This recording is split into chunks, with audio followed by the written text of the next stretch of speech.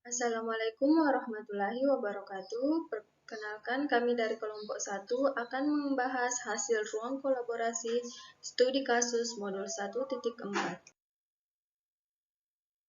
Adapun fasilitator kami yaitu Ibu Andi Nirmawati SPD MPD, pengajar praktik Ibu Herlina Syam SPD, anggota kelompok 1 Nirwana Mustamin SPD, anggota kelompok 2 Bapak Mulyawan SPD MPD, anggota kelompok ketiga Ibu Nurlina SPD SD.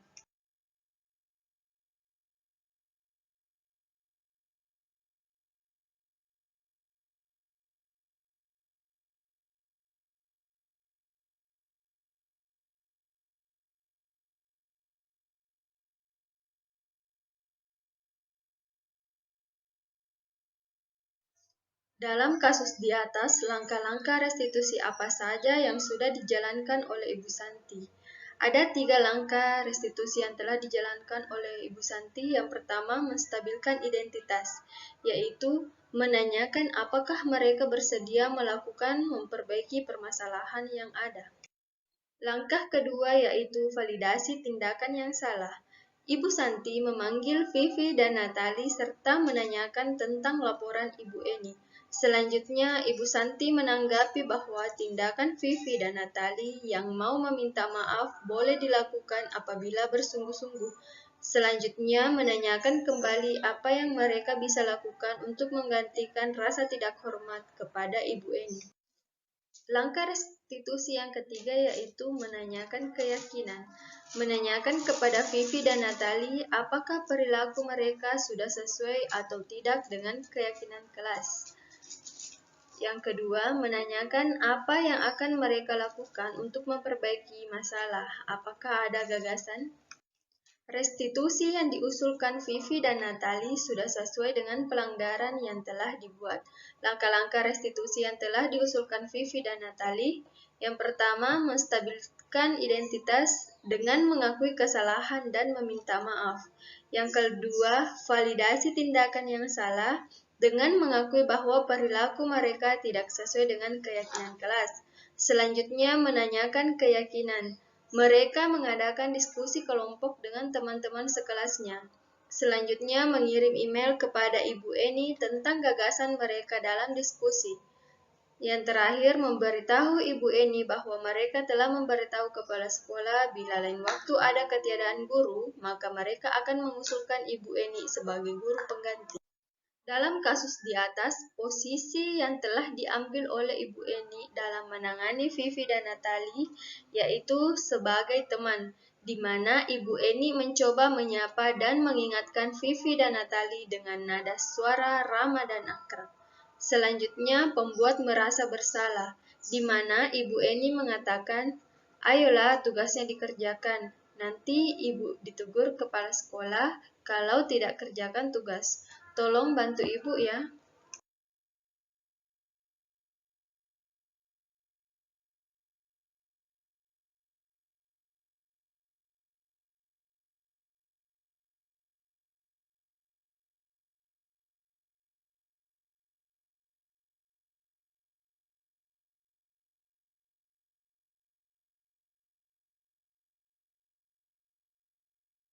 Dalam kasus di atas, sikap posisi yang diambil oleh Pak Lukman yang pertama yaitu sebagai penghukum.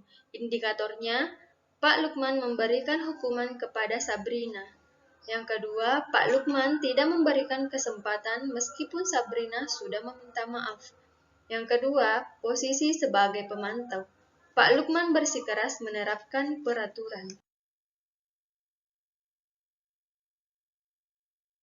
Bila Pak Lukman mengambil posisi seorang manajer, apa yang akan dikatakannya? Pertanyaan-pertanyaan seperti apa yang akan diajukan ke Sabrina? Yang pertama, Sabrina, mengapa kamu terlambat dan mengenakan sepatu berwarna coklat? Kedua, terlambat boleh saja dilakukan karena setiap orang punya kepentingan masing-masing, tetapi sengaja terlambat tentu tidak sesuai dengan keyakinan kelas. Ketiga, Sabrina, apakah kamu masih ingat tentang keyakinan kelas kita? 4.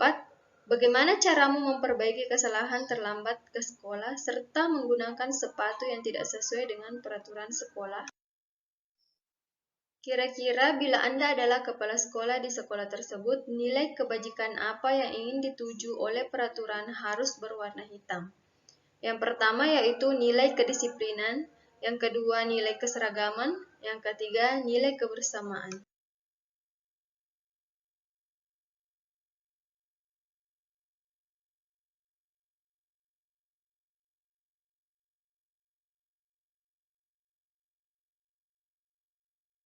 Posisi kontrol apa yang diambil oleh Ibu Dani dalam pendekatannya kepada Fajar? Ibu Dani mengambil posisi kontrol pembuat orang merasa bersalah. Dengan data, Ibu Dani pun menjawab lirik. Di mana kamu Fajar? Kamu tidak kasihan sama ibu ya? Ibu sudah capek-capek mengajarkan kamu. Tidak kasihan sama ibu. Dan Fajar pun dia membisu. Membaca sikap Fajar, kira-kira kebutuhan apa yang diperlukan oleh Fajar? Kebutuhan yang diperlukan oleh Fajar yaitu kebutuhan dasar kebebasan. Bila mana Ibu Dani mengambil posisi pemantau, yang akan dilakukan atau dikatakannya, yang pertama, Fajar, apakah kamu tahu tentang peraturan sekolah bahwa murid dilarang tidur saat jam belajar berlangsung? Yang kedua, apa hukuman atau sanksi bagi murid yang tidur di dalam kelas saat jam belajar berlangsung? Yang ketiga, Fajar, apakah kamu mau ibu memberikan surat panggilan orang tua untuk memberitahu bahwa kamu sering tertidur di dalam kelas? Apabila Anda adalah kepala sekolah di sekolah Fajar dan mengetahui hal ini, bagaimana tindak lanjut Anda? Ada 3 tindak lanjut yang akan dilakukan. Yang pertama, memanggil Fajar untuk dimintai keterangan mengapa sering tidur di dalam kelas. Yang kedua, menggali informasi dari orang tua Fajar. Yang ketiga, mencari solusi atau pemecahan masalah terkait Fajar yang sering malas-malasan, acuh tak acuh, serta tidur di dalam kelas.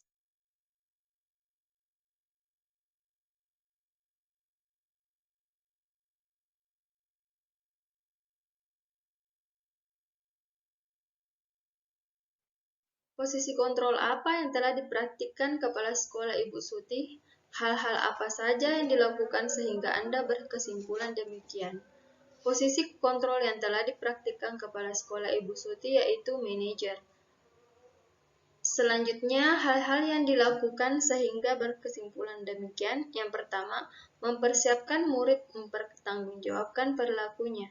Yang kedua, mendukung murid agar dapat mencari solusi untuk mengatasi permasalahan. Nilai kebajikan atau keyakinan sekolah yang dituju dalam kasus tersebut yaitu saling menghormati dan bertanggung jawab. Terima kasih atas kesempatan yang diberikan. Lebih dan kurangnya mohon dimaafkan. Assalamualaikum warahmatullahi wabarakatuh.